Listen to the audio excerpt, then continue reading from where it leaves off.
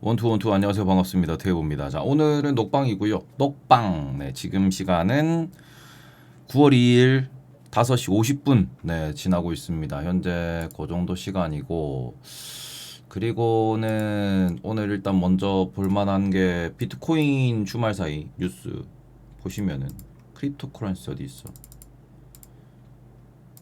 크립토 보시면 비트코인이가 여전히 6만 불 밑에서 지금 놀고 있습니다. 예, 지금 차트로 보시면은 6만 달러 밑에서 계속 이렇게 움직이는 모습을 보이고 있는데 뭐 주말에 별일 없었다라고 보시면 될 것 같아요. 네, 보시면은 제가 비트코인을 월요일 새벽에 딱 확인하는 그 이유는 주말에 뭔 일이 있었냐 요건데 여기가 이제 그 토일 거래되면서 움직인 거고요. 토일 거래 놓고 보시면은 토일 거래가 거의 움직임이 없었다. 거의 움직임이 없고 그런 상황에서 지금 그냥 이평선 놀이를 하고 있다 정도 보시면 될 것 같고 그래서 이런 부분에서는 뭐 딱히 지금 뭐 시장에서 뭐 주말 사이에 주목할 만한 이슈는 없었다라고 보시면 될 것 같고 지난 금요일 먼저 좀 정리 좀 해보면은 경제 지표들 나왔습니다. 경제 지표들 일단은 뭐 대충 나왔어요. 근데 일단은 침체 시그널 없다라고 나왔고 거의 예상치에 부합하는 모습을 보였고 특히 시장에서 조금 주목한 거는 뭐냐 그러면 개인 지출이 늘었다. 요거에 조금 그 사람들이 많은 그 기대감을 갖더라고요. 실적 잘 나오겠다. 이런 기대감을 갖고 있다라고 보시면 될 것 같고 PC는 원래 낮게 나올 거 알고 있었고 그 다음에는 기대 인플레도 뭐 예상보다 낮게 나오면서 시장에 좋은 모습 보였고 그런 상황에서 소비자 심리지수, 평가지수 이런 거 좋게 나오면서 기대지수도 지난달보다 높게 나오면서 시장에서는 결국 침체는 너무 우리가 좀 이르게 걱정했던 것 같다 이런 얘기가 나왔고 그럼에도 불구하고 시장은 장 초반에는 쭉 밀렸어요. 네, 거의 한 12시 반까지 한국 시장 기준 새벽 1시 반까지 쭉 밀리면서 보합까지 내려가는 모습을 보였습니다. 그래서 저도 이제 그 금요일날 장 열렸을 때 오늘 그냥 뭐 보합에서 마감되지 않을까요? 옵션 일인데 뭐 이런 분위기로 좀 봤는데 거기에 옵션일이자 윈도우 드레싱 혹은 뭐 리밸런싱 이런 게 있었는데 이게 이제 그 매월 마지막 거래일에 그냥 매 분기 마지막 거래일에 그리고는 특히 이제 뭐 이렇게 8월, 11월, 2월, 1월 때 마지막 거래일 날 근데 제가 머리를 어제 해가지고 머리가 지금 약간 이상해요. 아직 머리가 자리를 못 잡아가지고 네 양해 말씀 부탁드리겠습니다. 이거 머리가 약간 뭐가 지금 뭐 약간 마음에 안 들어. 네. 아무튼 경제 지표 잘 나왔고 윈도우 드레싱, MSCI 리밸런싱 이런 것도 있었고 특히 MSCI는 2월, 5월, 8월, 11월 리밸런싱인데 이런 거 있었고 윈도우 드레싱도 있었고요. 요거는 또 우리 또 증권사에서 마지막 그 월말에 리밸런싱 하는 거 이런 것도 있었기 때문에 그러다 보니까 이제 마지막에 그래서 방향 어디요 이랬을 때 나스닥이 그냥 위로 롱을 쫙 방향을 잡아주면서 이제 새벽 2시 이후에 한국 시장 기준 새벽 3시 이후에 쭉 원액이 상승하는 모습 그리고는 종가에 어마어마하게 또 올라가는 모습 요런 거를 보였습니다. 그래서 어찌 보면 이게 보합까지는 약간 차익 실현이었으나 그런 상황에서 그래서 방향이 어디요 이랬을 때 이제 오후에는 그냥 롱으로 이거는 이제 뭐 좋아서 올라갔다라기보다는 호재가 나와서 올라갔다라기보다는 약간 윈도우 드레싱 느낌으로 시장이 좀 받아들이더라고요. 그러니까 이거는 다시 뱉어낼 수 있는 그런 상승이었다라고 좀 체크를 하셔야 될 것 같고 어쨌든 시장이 나쁘진 않았다.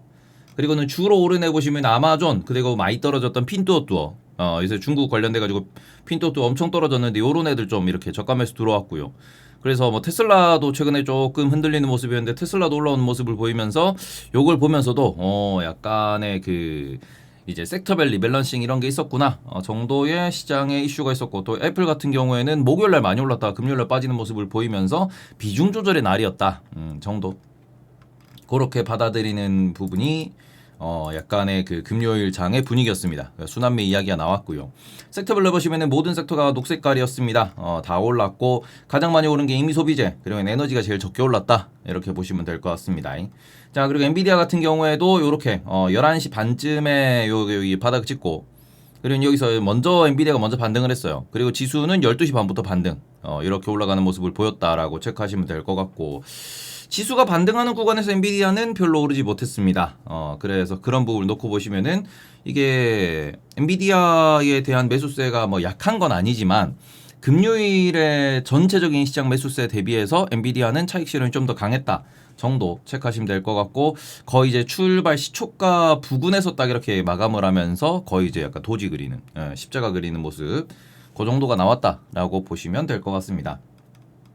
자, 그리고는 많이 오른 애들 보시면은 몽고디비 실적 발표가 많이 올랐고요. 인텔 같은 경우에는 뭐 좀 이따가 말씀 좀 드리겠지만 인텔이는 또 이슈가 있었어요. 그리고 마벨도 실적 잘 나와서 올랐고, 테슬라가 가장 많이 올랐습니다. 그다음 브로드컴, 아마존, 퀄컴, NXP, KLA, 램리서치 이런 거 이제 전반적으로 우리가 자주 언급되던 AI 관련 쪽은 뭐 나스닥에 있는 대형주들 움직임이 있었고, 특히 테슬라 같은 경우에는 이게 뭐 좀 이렇게 반등에 있어가지고 뭐 여러 가지 이게 뭐 항상 논란이 많은 종목이지만, 같이 오른 아마존 같은 경우에는 이게 이제 알렉사를 유료하겠다라는 얘기가 나오면서 조금 강한 모습을 보였다 정도 체크를 하시면 될 것 같고, 쭉 내려보시면은 얘가 이제 그 엔비디아도 올랐고요. 그 다음에 뭐 여러 기업들 올랐는데, 그 MU 안 보이죠? MU 마이크로는 안 보여요. 네, 마이크로는 없더라. 자, 그리고는 인텔 같은 경우는 파운드리를 매각하겠다 이런 얘기가 좀 나왔는데, 지금 이 큰 소리 쳤던 파운드리 접는다라는 이런 이야기, 그러면서 오히려 이제 인텔 같은 경우에는 불확실성 해소 같은 느낌으로 올라오는 모습도 좀 보였습니다. 그래서 구조조정의 끝에 결국에는 파운드리 사업부를 매각할 수 있다라는 얘기가 나왔고, 그래서 이제 개별적으로 독립시킨다라고 보시면 될 것 같아요. 과거 이제 AMD 같은 경우에도 현재 미국에 있는 파운드리, 미국 최대 파운드리 중에 하나인 글로벌 파운드리가 AMD의 반도체 생산 공장이었습니다. 근데 이거를 이제 그 분사해서 지금 이제 AMD는 설계를 하는 곳이죠. 그래픽 설계하고 그 GPU 설계하고 CPU 설계하고 이런 데인데, 글로벌 파운드리는 원래 AMD 거를 전담해서 만들어 주다가 결국에는 AMD가 글로벌 파운드리와 관계를 끊고 TSMC로 넘어갔어요.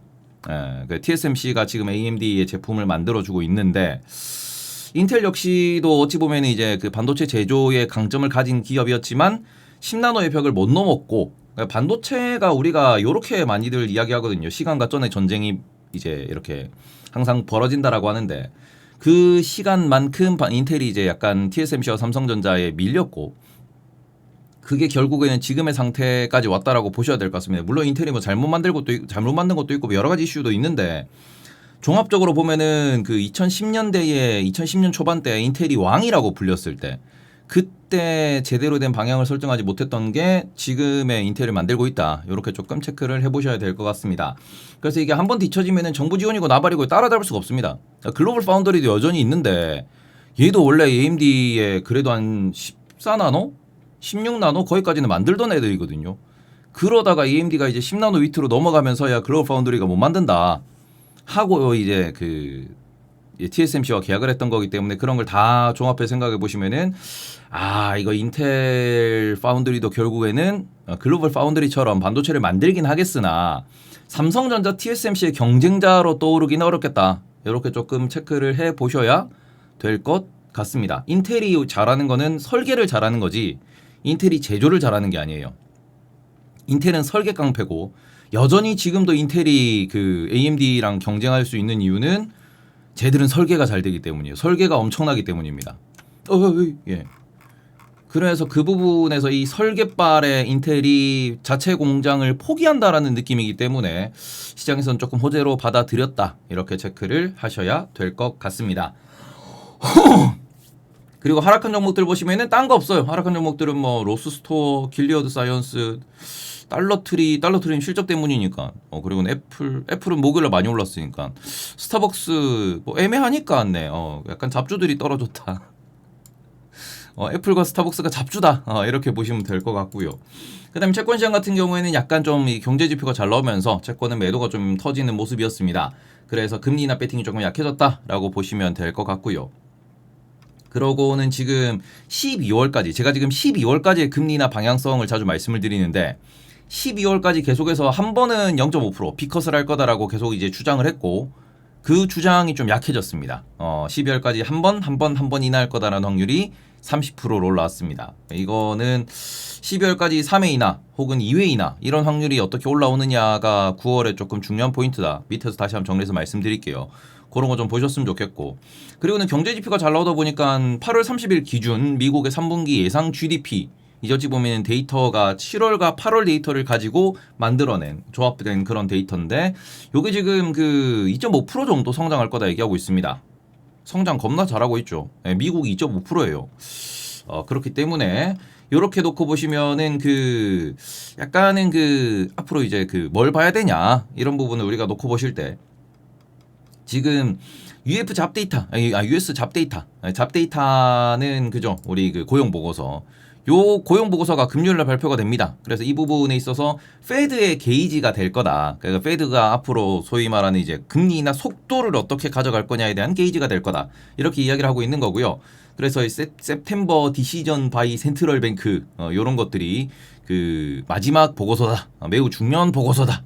이런 얘기를 하고 있다라고 보시면 될 것 같습니다. 자, 그리고는 뭐 이외에도 계속해서 고용 보고서 뭐 미국에서 계속 나오고요. 그 아시안 PMI 나오고 뭐 이런 것들이 나온다 그러는데 일단 핵심이 되는 것 중 하나는 뭐냐 그러면은 지금 캐나다도 금리 인하 추가로 한다 그러고 유럽도 금리 인하를 9월에 또 할 거다. 이런 얘기가 또 주말 사이에 나왔습니다. 그리고는 뭐 미국도 9월에 금리 인하는 당연한 거고 이제 그 상황에서 금리 인하를 얼마나 빠르게 해줄 거냐, 시장에 얼마나 이게 유동성을 공급할 수 있을 거냐라는 부분이 시장의 기대값이자 이게 좀 약간의 그 악유 포인트가 된다 정도는 체크를 하셨으면 좋겠고요. 원자재 시장 보시면은 전반적으로 이게 채권금리 올랐다 그러면은 뭐예요? 달러 강세로 갔다라고 보시면 되는 거예요. 실제로 달러가 좀 올랐습니다. 일주일 동안 1% 정도 올랐고요. 이 금요일 같은 경우에 보시면은 따따따따 올라가는 모습 보이죠? 이런 거를 놓고 보시면은 금요일 날 이제 그 달러가 또 올랐다. 그리고는 이 부분에 있어서 이게 금도 좀 떨어지고 은도 좀 떨어지고 그리고는 뭐 전반적으로 좀 하락하는 모습을 보였고 그 다음에는 유가 같은 경우에는 10월부터 오펙 산유국들이 증산한다라는 얘기가 나오면서 이게 또 3.1% 하락했다 이런 것들이 조금 금요일날 이슈였습니다. 그러니까 이런 부분이 나오면서 일단은 뭐 섹터별로 보시더라도 에너지가 제일 적게 올랐고 그리고는 시장에서의 유가도 급락하는 모습을 보이면서 이게 일단 썰이긴 한데 거의 뭐 확정치라고 보셔야 될 것 같아요. 그 전부터도 이런 얘기 계속 나왔으니까 산유국들이 아예 못 살겠다. 우리 가격이고 나발이고 모르겠고 일단 우리라도 살아야겠다. 가격을 끌어올리기 위해서 증산하다가 우리 다 죽는다. 이런 얘기가 좀 나오다 보니까 이제 증산 얘기가 좀 있었다라고 보셔야 될 것 같습니다. 그래서 이게 달러 영향도 받고 증산 얘기도 있고 하다 보니까 에너지가 박살나는 모습. 그래서 WTI가 거의 3% 가까이 하락을 했고요. 그리고는 뭐 미국 내에 있는 뭐 이렇게 난방유, 그다음에 이런 가솔린 이런 것도 좀 떨어지는 모습을 보였다. 라고 체크하시면 될 것 같습니다. 자, 그리고는 원달러 환율, 달러가 좀 올라가다 보니까 우리나라는 얼마나 올랐나 일주일 동안. 원달러 환율은 이제 달러 인덱스가 1% 정도 올랐고요. 원달러 환율이 0.96% 정도 올랐습니다. 연동되면서 준수하게 움직이고 있다. 이 정도면 쏘쏘죠. 그렇게 보시면 될 것 같고 그 다음에는 엔화 같은 경우에는 한 1.5% 정도 움직였다라고 보실 수 있을 것 같은데 여전히 엔화가 시장에는 좀 변동성이 큰 폭입니다. 하지만 이게 뭐 전처럼 150 넘어서 올라가고 막 140 밑으로 내려가고 이러면은 시장이 흔들리겠으나 146이라 그러면은 시장은 크게 신경을 쓰지 않을 거다. 이 정도면은 쏘쏘하다 정도 보시면 될 것 같습니다. 심리 지표는 현재 63포인트 그리드까지 올라왔고요. 마지막으로 이제 9월 달에 대해서 조금 먼저 정리를 좀 하면 일단 오늘 같은 경우에는 국내에서는 뭐 이것저것 별거 없어요. 네. 미국 장도 휴장이고 그래서 일본 시장이 움직이냐 뭐 중국 시장이 움직이냐 요 정도가 시장에 영향을 미치는 건데 전반적으로 9월 같은 경우에는 중국도 이제 그 되게 긴 그 연휴가 있고요. 우리나라도 추석 연휴가 있죠. 그러고는 또 9월에 뭐 금리 인하가 시작된다라고 하다 보니까 시장에서 얘기가 많이 나오는 게 이거 쌍봉 그린 거 아니냐. 이런 얘기가 좀 나와요. 급락했다가 급등 다시 반등을 하고 약간 전고점 느낌에 지금 도착해 있는 상황인데 요거 쌍봉을 좀 그릴 수 있다 혹은 변동성이 좀 커질 수 있다 이런 얘기는 하고 있습니다. 실제로 보시면은 지지난 대선 전에 한 3개월 정도 요런 거를 이제 텀으로 놓고 보시면은 위아래 진폭이 한 20%짜리 그 스윙보다는 이제 박스권이라고 부르는 이게 꽤나 자주 나옵니다.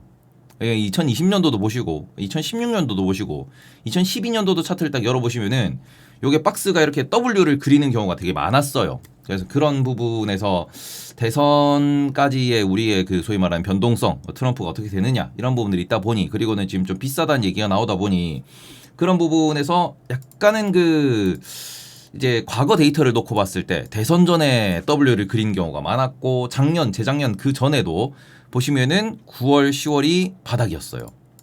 이런 거를 이야기를 하면서 이거 대선 전에 좀 이게 불확실성 때문에 조금 빠질 수도 있지 않을까라는 얘기는 나오고 있습니다. 근데 우리가 요 그 8월 달에 7월 쭉 떨어져서 8월에 바닥 찍을 때도 얘기했던 게 뭐냐 그러면은 펀더멘탈이 손상되었느냐? 펀더멘탈 손상된 건 없다. AI는 여전히 시장의 중심이고 세상을 바꾸고 있는 중이고 중앙은행이 뭐 이게 대응을 못 하고 있는 것도 아니고 재무부가 사고를 치고 있는 것도 아니다. 특히 대선을 앞둔 상황에서 재무부 같은 경우에는 이미 연말 플랜 혹은 내년 1분기 플랜까지 다 짜놓은 상황이에요. 미국 재무부가. 그래서 그런 것도 전혀 시장에 영향이 없는 상황이고 잠깐 흔들렸던 이유는 엔화 외환시장 트러블 뭐 그런 거 얘기가 나왔었는데 그것도 결국에는 AI에 대한 투자나 혹은 시스템 리스크로 번지는 게 아니다 보니까 바로 반등하는 모습을 보였거든요. 그래서 요때도 말씀드렸고 지금도 말씀드리는 거는 비쌉니다. 비싸요. 실적이 이번에 일단 뭐 2분기 실적이 쭉 나오면서 예상보다 더 어닝 서프라이즈가 많이 나온 것도 사실이고 AI 쪽에 있는 기업들은 실적을 잘 발표한 것도 사실이지만 그런 상황에서도 나스닥 같은 경우에는 전고점 못 갔거든요. 왜 못 갔냐 그러면은 아무래도 이게 뭐 엔캐리 트레이드에서 나스닥 롱 앤 숏 뭐 이런 거가 지금 청산된 영향도 분명히 있을 거고 그러고는 뭐 저 고점에서 항상 말씀드렸지만 마이크로소프트 애플 같은 거를 지난 한 5년 6년 정도 트레이드를 하면서도 계속 말씀드린 게 PER 40배에 거래된 적이 없다. 얘들이 이렇게까지 비싸게 거래된 적은 2022년도, 2021년도 그 뭐 메타버스 버블 고점 그럴 때 이제 엔비디아 PER 100배 가고 막 그때 이제 넷플릭스 PER 100배 가고 이럴 때 미쳤는데요. 할 때가 잠깐 있었는데 그때만큼 어찌 보면 시장이 지금 많이 좀 흥분해 있는 상태라는 거는 많이들 느끼실 거예요. 그래서 그런 부분에 대해 가지고 우리가 좀 고민이 필요한 상황이니까 중요한 거 뭐냐 그러면은 좋아요. 좋은 건 알겠는데 비싸요. 좋은 건 알겠는데 비싸다. 근데 이 상황에서 채권이 뭐 조금 소위 말하는 채권 시장 같은 경우에는 9월에 금리 인하에 대한 속도가 우리 예상보다 느릴 거다 그러면은 채권 금리가 좀 올라간다든지 채권 가격이 좀 떨어질 수 있어요. 그러면 뭐예요? 주식에서 먹을 거 없네? 주식 팔고 채권 사야지. 이런 머니무브도 계속 발생을 할 수 있는 거고 채권도 이미 선반영이 많이 됐다라고 이야기를 하고 있고 주식도 선반영이 많이 됐다고 이야기하고 있습니다. 그러면은 빠지진 않겠는데 금리나 당연히 할 거고 AI 실적 당연히 잘 나올 거니까 그러면은 우리는 여기서 할 수 있는 대응법이 뭐냐라고 했을 때 딱 그거를 볼 수 있겠죠. 그냥 단타 쳐. 네. 이게 지금 우리가 고민이 좀 필요한 겁니다. 뭐냐 그러면은 최근에 이제 8월 달에 반등하면서 올라왔을 때 보시면은 나스닥이 반등이 S&P보다 약했어요. 왜? 그전엔 나스닥이 완전히 주도주가 되었고 7월까지는 그러고 난 뒤에 올라온 거 누가 올랐냐 그러면 금융이 제일 많이 올랐습니다. 이번 실적 발표 때. 금융, 유통 이런 쪽이 엄청 많이 올랐거든요. 그러면서 다우존스 지금 신고가 쓰고 있고요. S&P 500도 신고가 근처까지 왔지. 근데 나스닥이랑 필라델피아 반도체는 아직까지 못 올랐죠. 이런 걸 놓고 보더라도 이제 8월 기준, 7월, 8월 기준으로 놓고 보면은 시장의 주도주는 빅테크가 아니었다라고 평가하는 사람들이 많습니다. 그러니까 순환매 얘기가 나오는 거고, 그죠? 그래 순환매 얘기가 지금 나오고 있는 거예요. 그럼 이런 부분에 있어가지고 지금 8월 달에 제일 큰 이벤트는 뭐냐 그러면은 엔비디아의 실적이었습니다. 그리고 이번 주 같은 경우에도 브로드컴 말고는 이렇게 대형 기업이 실적 발표하는 게 니오 정도? 니오나 브로드컴 정도 있고요. 나머지는 뭐 딱히 없어요. 네, 이놈 때문에 시장이 오른다 빠진다 할 수 있는 그런 기업은 없는 상황인데 그 상황에서 8월에 엔비디아 실적이 제일 중요한 이벤트였고 그리고는 결론은 실적 잘 나온 애잖아요. 돈 된다잖아. 지금 이렇게 놓고 보시면은 이게 좀 시장이 너무너무 잘 버티는 이유도 숫자가 보이거든. 다음 분기 다다음 분기도 숫자가 나올 거 보이거든. 그러니 잘 버티고 있는 거고 이 상황에서 AI 관련돼 가지고 이제 알렉사가 유료 전환한다라는 얘기 아까 아마존 때 말씀을 드렸는데 요건 우리가 좀 고민이 필요한 부분이에요. 뭐냐 그러면 아마존이 지금 생성형 AI를 탑재했다. 그리고는 저 부분에서 이게 베이스 되는 게 얘네들이 퍼플렉시티 말고 챗 GPT 말고 제미나이 말고 다른 거 하나 더 있어요. 그거를 이용해 가지고 얘네들이 AI를 돌리고 있는데 일단은 무료 버전도 있고 유료 버전도 있다라고 하는 겁니다. 챗 GPT도 마찬가지죠. 그러면서 이 부분에서 그게 알렉사라고 했던 AI 스피커 그거를 좀 더 지금 강화한다라고 이야기가 나오고 있는데 그래서 얼마냐? 월 최대 $10, 5에서 $10라고 합니다. 우리나라 돈으로 따지면 6,000원에서 13,000원 정도 한다라고 보는 건데 그런 상황에서 그게 과연 구독 경제로 덩치를 키울 수 있을지가 핵심이겠죠. 그러니까 구독 경제가 지금 나와야 된다라고 볼 수 있는 거는 여전히 오픈 AI, 그러니까 챗 GPT도 구독을 하고 있지만 적자예요. 이 사업이 흑자로 돌아서야 되고 그래야지 보시면은 구독을 통해서 빅테크가 실적이 나온다고 현금 흐름이 만들어진다라고 하면은 그걸로 엔비디아에 다시 뭐 투자를 한다든지 그게 아니면은 다른 AI 뭐 자체 칩을 만든다든지 그런 식으로 해서 투자를 하겠죠. 인프라를 더 키울 수 있을 거고 그러면은 관련된 기업들의 실적이 나오면서 지수가 또 오를 거고 숫자가 잘 나오니까. 그러면서 부의 효과에 의한 뭔가 AI 주도의 경기 성장 같은 게 나올 수도 있는 거고 구독이 실패한다 그러면은 빅테크가 투자를 축소하겠죠. 구독이 이렇게 유료 결제를 하는 이유는 본인들도 솔직히 돈을 벌어야 이게 더 투자할 수 있는 거고 그리고는 이게 매력적인 구독 상품 구독 가격이 나와야 빅테크들이 더 빠른 더 공격적인 투자를 할 수 있을 건데 과연 여기서 이게 물레방아가 제대로 잘 돌아갈지 아니면은 이게 그냥 멈출지 쳇바퀴거든요. 이 쳇바퀴에 대해서 고민을 많이 해보셨으면 좋겠습니다. 이게 구독이 만약에 실패한다, 구독이 잘 안 된다. 지금 오픈 AI에 대해서 부정적으로 이야기하는 사람들도 다 그런 거거든. 처음에는 사람들이 다 구독할 줄 알았는데 구독이 이렇게 막 되다가 구독이 점점 줄어들더라. 관심이 점점 줄어들더라. 돈 안 된다라고 평가하시는 분들이 AI를 되게 부정적으로 보고 있는 거거든요. 그래서 그 부분에 있어가지고 이게 오픈 AI는 우리가 빅테크들이 돈을 투자해서 적자를 봄에도 불구하고 계속 돈을 때려박는 느낌이라 그러면은 제미나이라든지 알렉사라든지 이런 것들은 자체적으로 본인들이 이제 이런 거를 돈을 들여서 투자를 하고 그리고 자체적으로 칩도 개발을 하고 그러면 그런데 투자하기 위해서 계속해서 이제 그 비즈니스 모델을 추가하는 형태거든요. 이러한 형태에서 과연 흑자 전환 얘기가 나올 수 있을지 그런 부분이 좀 더 이제 그 광범위한 AI 확산에 있어서는 더 중요한 포인트다라고 보셔야 될 것 같습니다. 그리고 9월 일정에서 제일 중요한 거 우리가 AI는 돈이 된다는 걸 알았고 그 다음에는 이게 앞으로 봐야 될 거는 이 구독이 정말로 돈이 얼마나 되냐 이걸 보면 되는 건데 이건 시간이 좀 걸리니까 제일 중요한 거 당장 9월에는 결국 얼마나 빨리 어디까지 금리 인하를 할 거냐 이게 제일 중요한 겁니다. 그래서 이 부분에서 결국에는 점도표가 핵심이에요. 점도표가 핵심. 우리가 고용보고서 이번 주에 뭐 보고 고용 나왔다. 그걸로도 얘기할 거예요. 점도표에 뭐 얼마가 찍힐 거고 9월에 금리 인하를 뭐 0.25로 할 건지 0.5로 할 건지 연말까지 금리 인하를 어떻게 할 건지 그 얘기나 할 거야. 지금 제일 핵심은 금리 인하 속도를 얼마나 빨리 할 거고 그리고는 금리를 어디까지 낮출 거냐. 이게 제일 핵심이거든요. 그럼 이 상황에서 다시 한번 파월의 잭슨 미팅 발언 일주일 전 보시면은 금리 인하의 때가 왔다라고 얘기를 했습니다. 지금 시장이 요구하는 속도대로 금리를 낮춰줄게 라고 이야기한 거는 아니었습니다. 그러니까 결국 핵심은 이거예요. 빠지지 않는 실적 순환매. 나스닥 비싸요. 네, 비싼 거 맞아요. 미국 주식 비싸요. 비싼 거 맞아요. 빠지지 않는 실적 순환매가 될 거고 그 상황에서 우리나라 투자자, 한국 투자자들은 제일 중요하게 보셔야 되는 건 뭐냐 그러면은 미국 주식만 샀다 팔았다 하는 게 아닌 신흥국으로의 순환매도 나와야 돼요. 홍콩 증시가 오르고 동남아 증시가 오르고 중국 증시가 오르면서 그러면서 한국 증시도 올라야 돼요. 그게 아니면은 그냥 약간 우리나라도 박스가 밑에 잡히는 박스. 지금 2700 밑에서 박스를 계속 치고 있죠. 대한민국도. 2700 위로 박스를 치려고 그러고 2800, 2900으로 가려고 그러면은 미국에서의 돈이 신흥국으로 돌아 나와야 됩니다. 그러려면은 달러 인덱스가 100 밑으로 떨어져야 되고 여러 가지를 놓고 볼 때 올해 연말까지 2800 위로 올라가는 거는 그죠. 삼성전자가 어마어마한 서프라이즈를 내어주는 게 아닌 이상에는 그리고 환율이 어마어마하게 강세로 가는 게 아닌 이상에는 올해 연말까지는 뭐 2700 뭐 왔다 갔다 2800 터치 정도 이렇게 보시면서 방향을 잡으셔야 될 것 같고 우리나라도 마찬가지로 박살은 안 난다라고 보일 수 있는 거예요.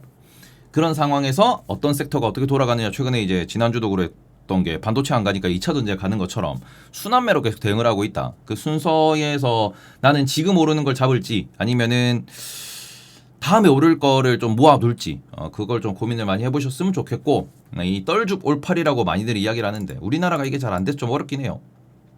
왜냐면 빅테크는 떨어지면 사고 올라가면 팔고 최근에도 보면은 지난 금요일날 뭐 아마존 안 가던 애가 갑자기 훅 올라가 버리고 그죠? 구글 같은 애들 올라가고 빠지면 또 사고 오르면 또 팔고 약간 이렇게 대응을 할 수 있는데 우리나라는 그런 종목들이 잘 없죠. 그래서 우리나라가 대응하기 좀 어렵긴 한데 이 떨죽 올팔에 대해서 말씀을 드리고 그리고 앞으로 이걸 좀 잘 보셔야 된다고 말씀을 드리는 게 앞으로 뭐 때문에 떨어질까? 7월에는 엔캐리 트레이드로 빠졌습니다. 앞으로는 그게 트럼프가 될 수도 있고요. 경기 침체가 될 수도 있고요. 금리 인하 속도에 대한 불만족이 될 수도 있습니다.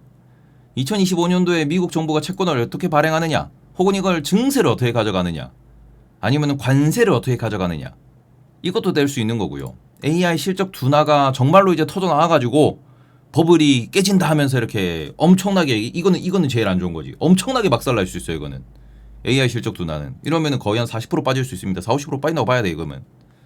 아니면 인플레가 반등한다. 이것 또한 20~30% 빠진다고 봐야 돼요. 인플레가 반등하면 금리를 못 하잖아. 오히려 인플레 반등보다 이제 경기 침체가 너무 심해져가지고 이제 금리를 빨리 낮춘다 그러면은 시장이 확 빠졌다 확 올라올 수 있는데 AI 실적 둔화나 인플레 반등 이슈는 시장이 녹아내린다 혹은 확 빠지고 못 올라온다 느낌이 나올 수 있는 거기 때문에 AI 실적 둔화나 인플레 반등은 진짜 최악의 시나리오입니다. 이건 최악의 시나리오. 그나마 단기적으로는 트럼프 이슈나 아니면 이제 경기 침체, 그죠? 트럼프의 관세 이런 거, 뭐 그런 것들에 대해서 아니면은 지금 해리스 같은 경우에도 약간 법인세 인상 이런 얘기 나오는데 그런 거에 의한 약간의 뭐 부담감 그런 게 떨어질 수 있는 건데 방금 말씀드린 트럼프나 해리스 관련된 이슈는 빠지면 금방 올라올 거예요. 네, 그거는 빠지면 금방 올라올 겁니다. 왜냐하면 그거는 또 시장이 대응을 할 거기 때문에 그러니까 뭐 독과점 이슈나 이런 거 또 빠지면 금방 올라올 거예요. 그런데 핵심이 되는 그 소위 말하는 이제 인플레 혹은 뭐 실적 둔화 이런 부분은 도망쳐야 되는 사면 안 되는 포인트로 작동할 수 있습니다. 그러니까 이 부분의 이상 신호 감지를 계속해서 조금 보셨으면 좋겠고 이상한 게 없다 그러면은 빠지면 오르고 할 거예요. 네. 이상한 게 없다 그러면은 빠져도 3% 5%고 그리고 또 올라갈 거예요. 그러고는 계속해서 위에서 놀다가 막 툭 떨어졌다 올라가고 툭 튀었다가 또 내려오고 계속 그런 게 반복되면서 약한 우상향은 유지하려는 그 소위 말하는 시장의 관성이라는 게 항상 약한 우상향을 보고 있습니다. 특히 미국은. 그래서 그런 부분에서 조금 체크를 해보셨으면 좋겠다. 그래서 좀 9월에 이야기가 되게 많이 나오고 있습니다. 점도표가 어떻게 되냐, 그다음 8월 고용보고서 어떻게 나오느냐. 그리고 또 얘기가 나오는 거는 9월 선언 만기도 있다. 그 다음에는 이제 9월 말 되면은 그 자사주 매입 소각 기간이 실적 발표 기간 동안은 자사주 매입 소각이 안 돼요. 실적 발표 전후 한 2주 동안인가 그렇게 알고 있는데 9월 마지막 주 10월 첫째 주가 빅테크의 그 실적 발표니까 그 전후로 앞뒤로 2주인가 하여튼 그래요. 앞뒤로 일주일주에서 2주인가 앞뒤로 2주에서 한 달인가 그런데 그 구간 동안은 걔네들이 이제 실적 발표 직전이니까 자사주 매입 소각을 못 합니다. 원칙적으로 금지가 돼 있어요. 왜? 얘네들이 실적 발표 전에 자사주 매입 계속하다가 안 해. 실적 안 좋은가? 라는 게 될 수 있고 이거 실적 발표 전에 자사주를 왕창 사. 실적 좋은가? 라는 거에 대한 약간 힌트도 될 수 있으니까 여러 가지를 놓고 봤을 때 시장에 약간 비이상 신호를 줄 수 있으니 실적 발표 직전에 전후에는 이제 자사주 매입 소각을 못하게 막아 놓는데 그 구간이 공교롭게도 작년 재작년 계속해서 바닥과 겹치는 모습을 보였다. 그런 부분에 시장이 조금 주목하고 있으니 그 정도 체크는 좀 하셨으면 좋겠다라고 말씀을 드리고 싶고 일단은 오늘은 뭐 미장이 밤에 안 열리니까 이게 우리나라도 거래량이 많다기보다는 이게 약간은 그냥 리밸런싱 이후에 혹은 이제 일본이랑 중국이랑 뭐 홍콩이랑 눈치 보면서 시장이 좀 움직일 수 있다 정도만 체크를 하셨으면 좋겠습니다. 그 뭐 반도체가 많이 올랐으니까 삼성전자 하이닉스가 올라가 좀 땡큐인데 8월 내내 경험을 하셨다시피 장초에 삼성전자 하이닉스가 떴다가 밀린다. 그럼 바이오인가 2차 전지인가 밸류업인가 왔다 갔다 할 가능성이 매우 높아진다라는 거, 그 정도 체크 좀 하시면서 생존을 위해서 좀 많이 지켜보셨으면 좋겠습니다. 추석까지 관망하시는 것도 방법이고요. 그리고 저는 이제 아침 7시 20분부터 이제 메아리에 출연합니다. 그래서 이 부분에서 일단 아마 이 영상은 메아리 끝나고 유튜브에 올라갈 텐데 나중에 다시 보기로도 한번 지금 봐주셨으면 좋겠습니다. 예. 조회수 또 신경 쓰니까 아무튼 이렇게 말씀을 드리고 저는 녹화 끊고 지금 6시 20분이니까 바로 또 가야 돼요. 1시간 뒤에 메아리에서 또 방송 스타트니까 글 쓰고 와주신 분들 많이들 좀 놀러 와주셨으면 좋겠습니다. 그래도 또 밖에 나갔을 때 가오가 있으니까 다녀올게요. 안녕. 밤에 봐요.